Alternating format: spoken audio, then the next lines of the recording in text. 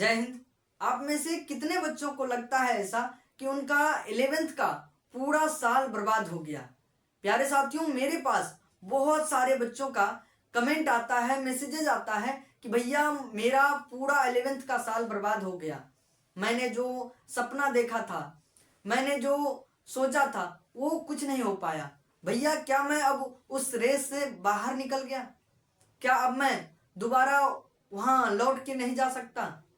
क्या मैंने जो सपने शुरुआत में देखे थे 11th के शुरुआत में, वो अब पूरा नहीं होंगे?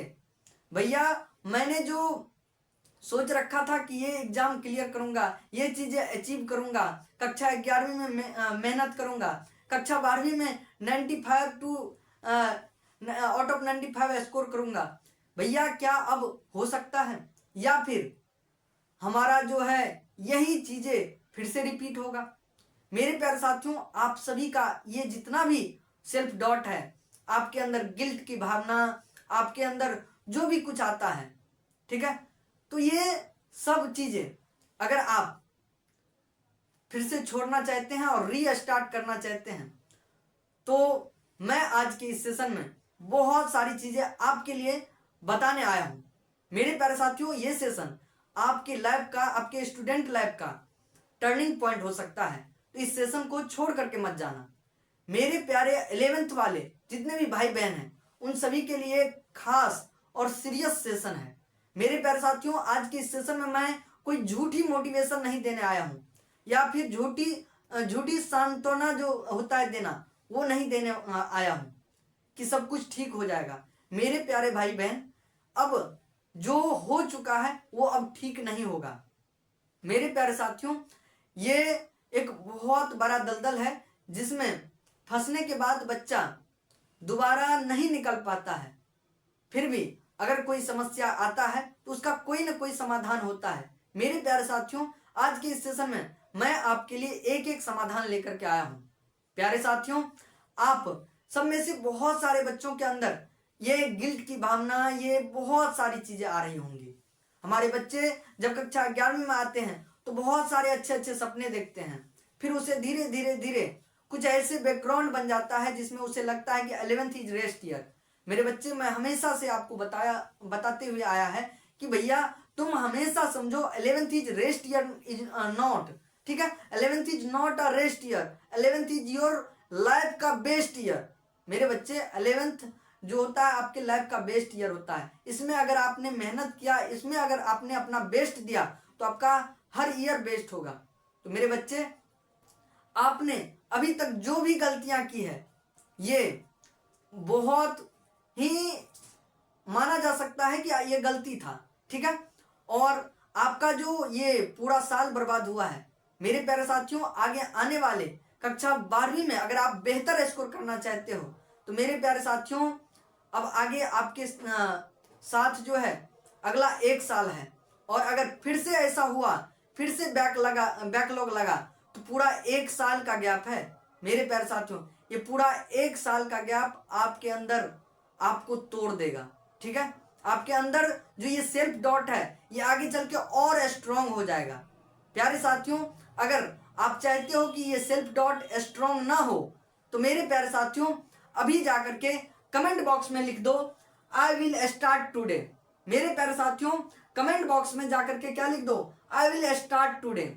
और जितने भी गिल्ट की भावना है, सभी को तोड़ना है, तो जरूर लिखना, ठीक है, कमेंट बॉक्स में जरूर लिख दो, भैया आई विल स्टार्ट टूडे। और मेरे बच्चे, सीरियसली मैं कह रहा हूं, और तुम्हें भी सीरियसली लेना है मेरे बच्चे। इसके बाद आप अगर अभी तक अपने आप में अपने अंदर झांक रहे हो और डाउन फील कर रहे हो, ठीक है, तो तुम अकेले नहीं हो। यू आर नॉट अलोन, ठीक है, तुम अकेले नहीं हो मेरे भाई। यू आर नॉट अलोन, ये सबसे पहली बात है कि तुम अकेले नहीं हो। बहुत सारे ऐसे बच्चे हैं जो कक्षा 11वीं को ऐसे फ्लो में निकाल देता है, और उनके पास जो है यही बहुत बड़ा बोझ आ जाता है। मेरे बच्चे, आपके अंदर जो ये गिल्ट की भावना, अपने अंदर जो है एक काम को टालते टालते एक आदत बना लेना, फिर ऐसा लगता है कि कोई भी काम को टालना बहुत आसान हो जाता है, ठीक है। आप अब देखो, अभी जब सोच रहे होगे तुम्हारे अंदर गिल्ट आ रहा होगा, तुम्हें कुछ समझ में नहीं आ रहा होगा, सेल्फ डाउट हो रहा होगा, बहुत सारी चीजें हो रहा होगा। और इस दौर में तुम अकेले नहीं हो मेरे भाई। और इस जब बच्चे टेंशन में डूब जाते हैं, उन्हें सेल्फ डाउट होने लगता है, बहुत सारी चीजें जब माइंड में घूमने लगता है, ठीक है, तो इन्हीं को कहते हैं मेरे भाई the loop of silent failure. मेरे भाई इसी को क्या कहते हैं? The loop of silent failure. मेरे भाई इस लूप से बाहर कैसे निकलें, ठीक है, इस लूप से बाहर कैसे निकलें? तो आइए हम आपके लिए बहुत सारी जो है प्लान लेकर के आए हैं, जो कि आप 11th के साथ साथ अपने 12th को बहुत बेहतर कर सकते हो। मेरे बहुत सारे भाई बहन कह रहे थे कि भैया क्या मैं अब 11th को छोड़ करके 12th पर फोकस करूं, या फिर जो 11th है उन्हें करूं, क्या करूं भैया, कुछ समझ में नहीं आ रहा। तो मेरे बाबू, मेरे सोना, जो भी मेरी जान है, मेरे बच्चे, ठीक है, सभी इस सेशन को बहुत अच्छे तरीके से देखना, ठीक है। उम्मीद करता हूं कि आपने लिख दिया होगा कि भैया आई विल स्टार्ट टुडे, और ये चीजें आपने लिख दिया होगा, मैं उम्मीद करता हूं। और मेरे भाई अगर करना है वाकई में अपने अपने जीवन में कुछ बेहतर, ठीक है, तो इस सेशन को देखने के बाद तुम अपने जीवन में जरूर शुरू करना। और पहले तो ये लिख दो जाकर के कि भैया आई विल स्टार्ट टुडे। ये झूठी मोटिवेशन का वीडियो नहीं है मेरे भाई, इसलिए मैं सीरियस दिख रहा हूं, नहीं तो आता हूं तो बहुत गरजता हूं। मेरे भाई आओ यहां पर। सबसे पहले तुम्हें क्या करने हैं, तो डायरेक्ट 12th पर नहीं जाने हैं, तुम्हें 11th के कुछ बेसिक्स को क्लियर करने हैं, फिर 12th में जाने हैं। 11th को जो तुम बेसिक्स को क्लियर करोगे, 11th का बेसिक्स, उसे तुम एक मेरे हिसाब से अगर देखा जाए तो उस चीज को कहा जाए तो ब्रिज कोर्स के थ्रू, क्या ब्रिज कोर्स के थ्रू तुम 12th में एंट्री करोगे मेरे ख्याल से। अब ब्रिज कोर्स होता क्या है, तो मेरे भाई ब्रिज कोर्स में उस चैप्टर को ऐड करो जो चैप्टर तुम्हें क्लास 12th में तुम्हें एक अच्छा, मतलब कि मतलब तुम्हारे लिए एक बहुत ही अच्छा क्या 12th को समझने के लिए एक अच्छी चीजें हो, ठीक है। अभी मेरे अंदर पूरी सीरियसनेस है मेरे भाई तुम्हें समझाने के लिए, इसीलिए थोड़ा सा लड़खड़ा रहा हूं, तो इस पर न मत जाना, यहां पर आओ। तो ब्रिज कोर्स क्या होता है मेरे भाई, तो ये तुम्हारे जो अभी से बचे हुए कुछ दिन है, जो अब तुम 12th में एंट्री लोगे, तुम्हारे पास 10 दिन है, 15 दिन है, 20 दिन है, महीना दिन है, कितना भी दिन है, तो इस बीच तुम क्या करोगे, तो 11th के कुछ बेसिक्स को क्लियर करोगे, सो दैट कुछ हो सकता है। जैसे देखो यहाँ पर focus on 11th basics in first 10 to 15 days. आपके जो पहले 10 से 15 दिन है 12th को शुरू होने के, उसमें क्या करोगे, तुम 11th के जो बेसिक्स हैं उसे तुम क्लियर करोगे मेरे भाई। जैसे कि बहुत सारे बच्चे जो हमारे होते हैं वो शुरुआत से थर्मोडायनेमिक्स को बहुत ज्यादा टाइम देते हैं, तो मेरे भाई मैं तुम्हें कहूंगा कि उसको तुम टाइम दो ज्यादा, जो तुम्हारे लिए ब्रिज का काम करेगा, ठीक है, अर्थात तुम्हारे क्लास 12th में एक पुल की तरह तुम्हें अपने उस मेन टॉपिक्स तक पहुंचाएगा, ठीक है। तो आओ कहाँ है, तो जैसे फिजिक्स में अपन को, जैसे मैंने कहा कि थर्मोडायनेमिक्स को ज्यादा बच्चे जो है उसको पढ़ते रहते हैं, तो आपको क्या क्या पढ़ने हैं, जैसे बेसिक्स, अभी मैं पूरी चीजें नहीं बता रहा हूँ, बेसिक्स बता रहा हूँ कि बेसिक में जैसा कि तुम पढ़ सकते हो बेसिक ऑफ मोशन, ठीक है, काइनेमेटिक्स को पढ़ सकते हो, वेक्टर मल्टीप्लीकेशन, एडिशन, ठीक है, वेक्टर का ये चीजें पढ़ सकते हो, बेसिक्स ऑफ फोर्स, ये चीजें तुम्हें इलेक्ट्रोस्टैटिक्स में काम आएगा मेरे बच्चे। यहाँ पर आओ, आगे चलते हैं, तो केमिस्ट्री में आओ। क्या केमिस्ट्री में, तो जैसे केमिस्ट्री में बच्चे जो है क्लासिफिकेशन, क्या कहते हैं, जो पीरियोडिक टेबल्स है, पीरियोडिक टेबल्स का क्लासिफिकेशन है, ठीक है, तो क्लासिफिकेशन ऑफ पीरियोडिक टेबल, इस सब पर ज्यादा ध्यान देते रहते हैं बच्चे, ठीक है।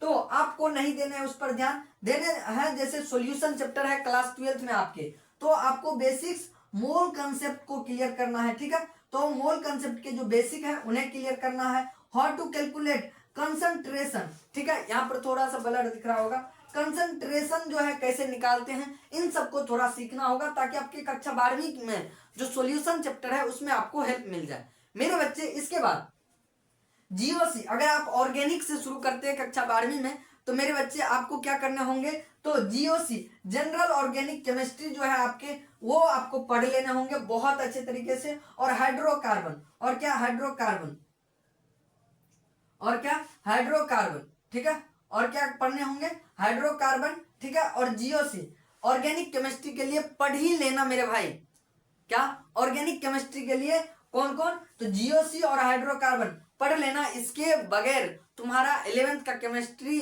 ऑर्गेनिक केमिस्ट्री खास तौर पर तुम्हें पल्ले नहीं पड़ने वाले हैं, ठीक है। मेरे बच्चे आगे बढ़ो, ठीक है। मैथ्स, मैथ्स में मेरे भाई ट्रिगोनोमेट्रिक फंक्शन जो है तुम्हारा 11th का चैप्टर, ये तुम्हें कक्षा 12वीं के मैथमेटिक्स में जो है तुम्हें ITF inverse trigonometry metric function में काम आने वाला है, ठीक है। तो इसीलिए तुम ट्रिगोनोमेट्रिक फंक्शन जो 11th के हैं उन्हें तुम क्लियर कर लेना मेरे बच्चे। इसके बाद लिमिट्स एंड डेरिवेटिव्स मेरे बच्चे, तो लिमिट्स को बहुत अच्छे से कर लेना। मैंने एक सेशन भी दे रखा है जिसमें बताया कि मैथ्स के कौन कौन से चैप्टर तुम्हारे 12वीं में जो है काम आएंगे 11th के, ठीक है।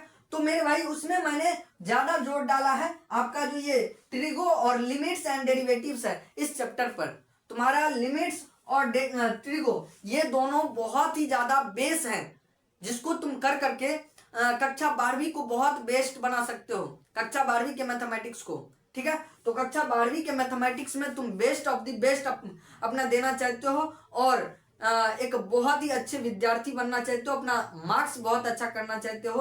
और मार्क्स तभी होते हैं अच्छे जब आपके सब्जेक्ट्स के नॉलेज आपके पास अच्छा होता है, और नॉलेज तभी होगा जब आपका बेसिक्स क्लियर होगा। और बेसिक्स कैसे क्लियर करोगे, तो अभी 11 to 12 मूव करोगे तो तुम्हें 11th के क्या करने होंगे, तो कम से कम मैथ्स के ये 2 चैप्टर तो होने चाहिए। और एक्सटर्नल चैप्टर को मैंने बता रखा है एक स्पेशल वीडियो में, ठीक है। इसके बाद मेरे भाई आपका एंट्री होता है क्लास 12th में। जब तुम इतना कर लेते हो मैथ मतलब कि अपने मेन सब्जेक्ट के बेसिक को, फिर तुम्हारा एंट्री होता है क्लास 12th में। कहाँ एंट्री होता है मेरे भाई, क्लास 12th में एंट्री होता है। और मैं आपको क्लास 12th का फुल प्लान बता रहा हूं ताकि ये दोबारा गलती ना करो, ठीक है। तो मेरे बच्चे ये दोबारा गलती ना करो।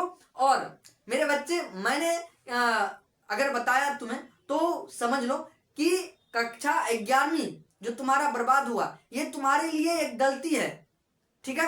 एक गलती हो सकती है, कक्षा 11वीं बर्बाद होना तुम्हारे लिए एक गलती हो सकती है, बट अगर कक्षा 12वीं तुम्हारा बर्बाद होता है तो ये तुम्हारा चॉइस होगा। और ऑब्वियसली मुझे पता है कि तुम में से कोई भी बच्चे कक्षा 12वीं को बर्बाद नहीं करना चाहता और ये चॉइस नहीं लेना चाहेगा, ठीक है।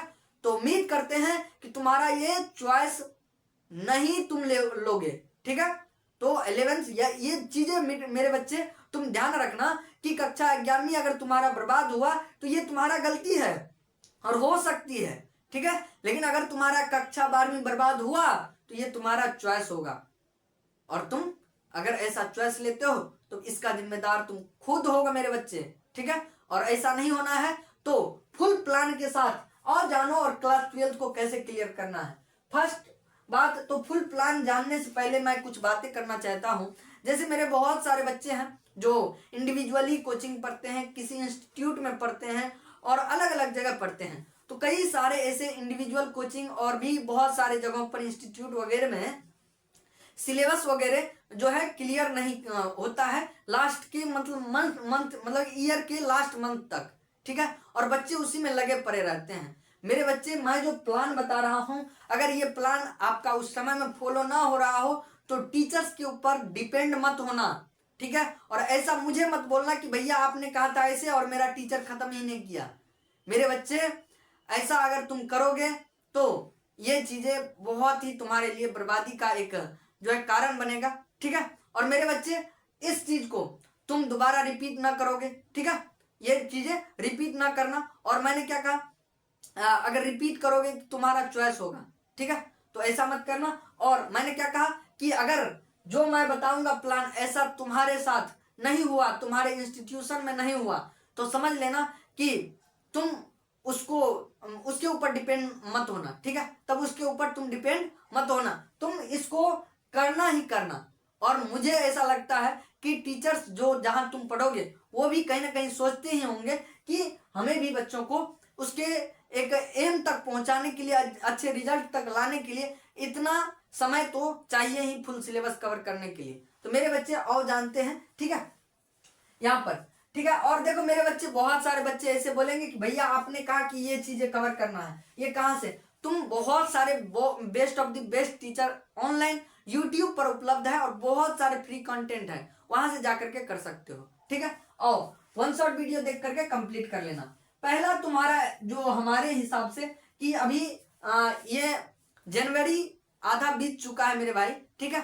अब तुम्हारा फेब आएगा, ठीक है।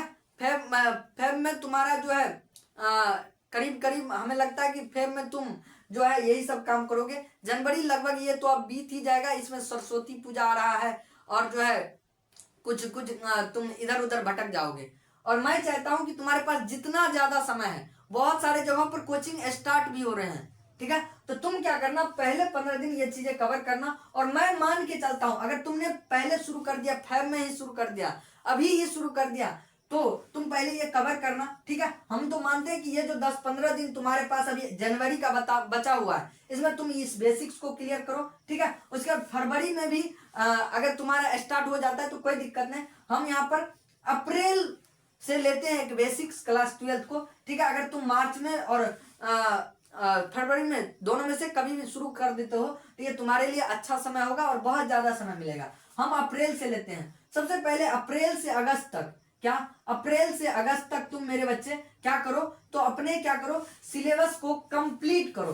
कंप्लीट योर सिलेबस, कितना, तो 70 to 80% मेरे बच्चे अभी से तुम जो है कर सकते हो, ठीक है। और बहुत अच्छे तरीके से कर सकते हो। मैंने यहाँ पर प्लान में लिखा है अप्रैल से, ठीक है। तो अप्रैल से अगस्त तक के बीच तुम क्या करोगे, तो 70 to 80% सिलेबस अपना कवर करोगे मेरे बच्चे। इसके बाद क्या करोगे, दूसरा चीज जो है, अच्छा ये जो कवर करोगे मेरे बच्चे, इसमें तुम एनसीईआरटी को लेकर के चलना। और खास तौर पर तुम एनसीईआरटी को लाइन बाय लाइन पढ़ सकते हो, किसमें, तो अपने बायो में, अगर बायो है तो बायो वाले बच्चे हैं तो, और जो है केमिस्ट्री में, केमिस्ट्री में जो है मेरे बच्चे, केमिस्ट्री और बायो इन दोनों में मस्ट है तुम्हें फॉलो करना, किसको, तो एनसीईआरटी को मेरे बच्चे। इसके बाद जो है केमिस्ट्री और बायो में, केमिस्ट्री और बायो में जब फॉलो करते हो, उसके बाद कहोगे भैया फिजिक्स और मैथ में, तो भैया फिजिक्स और मैथ ये दोनों ऐसे सब्जेक्ट है जिसमें तुम्हें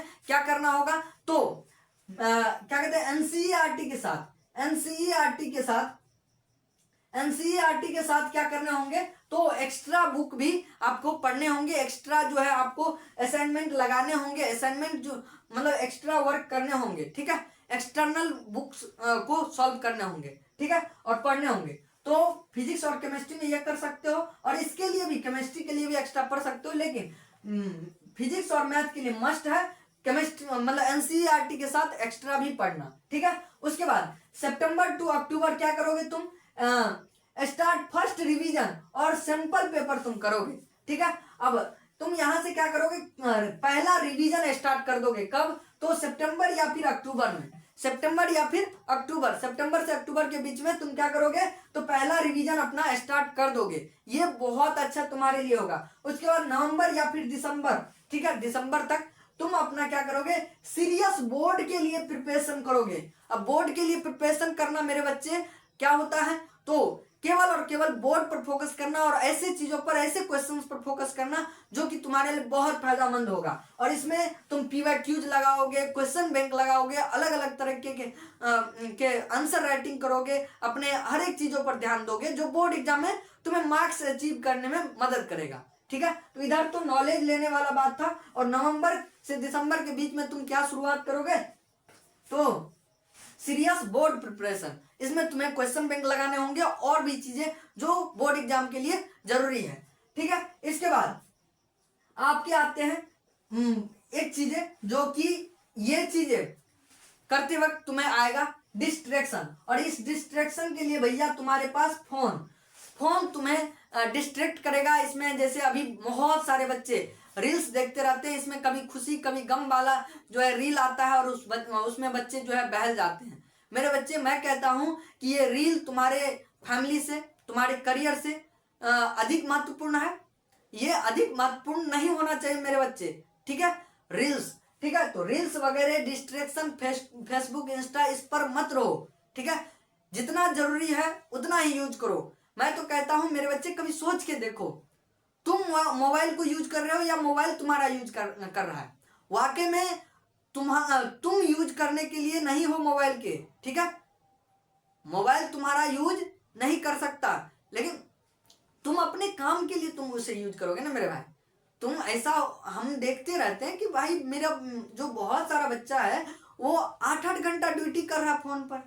और ये कहाँ की नीति है कि तुम जो है फ्री ऑफ कॉस्ट वो भी दे रहे हो, रील पर टाइम, इंस्टा पर अपना नया नया अकाउंट खोल रहे हो, धड़ल्ले से चैट मार रहे हो। मेरे बच्चे अपने आप को इम्पोर्टेंस दो, अपने आप पर खर्च करो, अपना समय अपने ऊपर दो, ताकि तुम्हें आगे चल करके कोई सर्च करे, ठीक है। तुम अपने आप पर जितना जिन स्पेशल चीजों का खर्च करोगे उतना लोग तुम्हें सर्च करेंगे। अपने आप कहते भी है कि अपने आप पर इतना खर्च करो मेरे भाई कि आगे चल करके लोग तुम्हें गूगल पर सर्च करें, ठीक है। तो मेरे बच्चे ऐसा बनो, कभी टॉपर बनोगे तो तुम्हें सर्च किया जाए कि फलाना मतलब जेई का टॉपर, नीट का टॉपर, बोर्ड्स का टॉपर फलाना कौन है, इस ईयर का टॉपर कौन रहा है, ठीक है। तो मेरे बच्चे ऐसा बनो, ठीक है। उसके बाद सबसे बड़ी चीज आता है कि इसको छोड़ने के लिए तुम्हें डिसिप्लिन तुम्हारे अंदर होने बहुत जरूरी है। मेरे बच्चे ये डिसिप्लिन आपके लिए बहुत बहुत ही ज्यादा जरूरी है। और डिसिप्लिन का मतलब क्या होता है मेरे भाई कि 7-7 घंटा 8-8 घंटा पढ़ना नहीं मेरे भाई। डिसिप्लिन का मतलब ये है कि तुम्हें पढ़ाई करने का जितना तुम्हारे पास टॉपिक्स है पढ़ने को, उतना तुम्हारा मन अगर नहीं भी कर रहा है फिर भी तुम अगर पढ़ रहे हो, इसी को कहते हैं डिसिप्लिन। और डिसिप्लिन कहने का मतलब घंटों घंटों पढ़ना नहीं। अब घंटों घंटों तुम नहीं अगर पढ़ा तो तुम्हारे अंदर फिर से एक जो है निगेटिव वाइब्स आएगा, तुम्हारे अंदर फिर से एक जो है वो अजीब तरीके का थॉट आएगा कि भैया हमारे तो घंटे नहीं पूरे हो रहे हैं। तो मेरे बच्चे घंटे मत गिनना, टॉपिक्स गिनना कि तुम्हारे कितने टॉपिक्स क्लियर हो रहे हैं, तुम कितने टॉपिक्स को कर पा रहे हो। तो ऑल अबाउट मेरे बच्चे तुम इसको फॉलो करोगे। डिसिप्लिन का मतलब समझ गए होगे कि घंटों घंटों बैठना, घंटों घंटों अपना बिताना नहीं होता है, बल्कि टॉपिक्स क्लियर करना, अपने डॉट्स को क्लियर करना। तो उम्मीद करता हूं मेरे बच्चे आप जितने बच्चे होंगे अपने प्लान को, अपने अभी ब्रीज कोर्स को, ब्रीज चैप्टर जो भी तुम्हारे हैं उसको तुम क्लियर करोगे मेरे बच्चे। और उम्मीद है कि तुम आज से स्टार्ट करोगे। कमेंट बॉक्स में लिख दिया होगा आई विल स्टार्ट टुडे भैया, ठीक है। तो ये चीजें कर लेना मेरे भाई, ठीक है। और ऑल अबाउट मैंने बहुत सारी चीजें तुम्हें बता दिया है। ये जितनी देर सेशन मैंने लिया है अगर तुमने अभी तक देखा है तो उम्मीद करता हूं कि तुम अंतिम तक बने रहोगे, ठीक है। और मेरे भाई और भी अगर तुम्हें कोई हेल्प चाहिए मुझसे, कोई डॉट्स आ रही है और ऐसा डॉट्स जो मैंने तुम्हारा क्लियर नहीं किया उस चीज को कमेंट करना, मैं वो डॉट भी पूरा करूंगा। मेरे बच्चे आज का ये जो सीरियस डिस्कशन था ये कोई बहुत बड़ा मोटिवेशनल वीडियो नहीं था, ये एक तुम्हारे लाइफ का लाइफ चेंजिंग और टर्निंग पॉइंट का बात था, सवाल था, इसलिए मैं भी सीरियस रहा। तो मेरे बच्चे जो भी है वो एक बार मुस्कुरा देना, ठीक है। और अच्छे तरीके से अपने लाइफ में जियो और अपने आप को वैल्यू दो, अपने लिए जियो और अपना 11th बेहतर करो, 12th में बहुत अच्छा करना, ठीक है। अभी जितने भी तुम्हारे पास 5, 10, 15, 20 दिन जितने भी हैं उसमें तुम अपने 11th को, बेसिक्स को क्लियर कर लो, ब्रिज को क्लियर कर लो, मतलब एक ब्रिज बना लो, ठीक है। अपना ब्रिज बना लो और 12th में कुछ ऐसा धमाल मचाना, कहर मचा देना, धुआं धुआं उड़ा देना कि तुम्हारे मार्क्स को लोग देखते रह जाए, ठीक है। और वो कहते हैं ना अभी बस अपना तैयारी जो शुरू करना, तो बस सोच लेना कि तुम्हारा जो ये खामोशी है ये अभी बस जो है खामोश रहो, ठीक है। और ये खामोशी एक दिन शोर लाएगा, ठीक है। और ऐसा शोर कि जमाना देखेगा, ठीक है। तो मेरे बच्चे मिलता हूं आप सभी के से नेक्स्ट वीडियो में, आपके नेक्स्ट क्लास में। आप सभी के भाइयों बहनों का कक्षा 12वीं का एग्जाम है तो उसके लिए हमें बहुत सारे कंटेंट बनाने होते हैं। तो विदा लेता हूं, आप सब उम्मीद है कि अच्छे होंगे और अपने तैयारी को अब बेहतर तरीके से करेंगे। तो जिंदाबाद, जबरदस्त रहो, मुस्कुराते रहो, जियो, खुल के जियो और पढ़ो, बहुत जबरदस्त तरीके से पढ़ो। मिलते हैं नेक्स्ट सेशन में। धन्यवाद, जय हिंद, वंदे मातरम।